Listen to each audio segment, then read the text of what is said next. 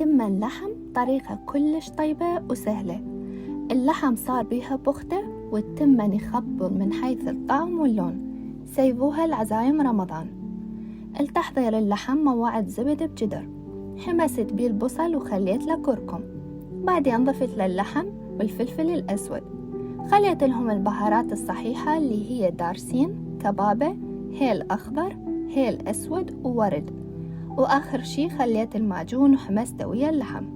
ضفت لهم شوية مي وعفتهم يطبخون مدة 50 دقيقة، وقبل ما أطفيه ب5 دقايق ضفت الملح وشوية زعفران، وهذا شي اختياري، وبعدين شلت البهارات الصحيحة.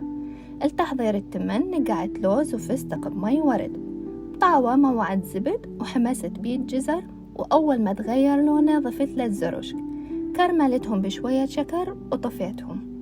جدر خليت زبد وزعفران، ضفت لهم التمن اللي مفورته 7 دقايق ومصفيته، خليت له الملح وقلبته، وآخر شي خليت على الوجه زبد وزعفران وعفته يهدر، وبس بالعافية.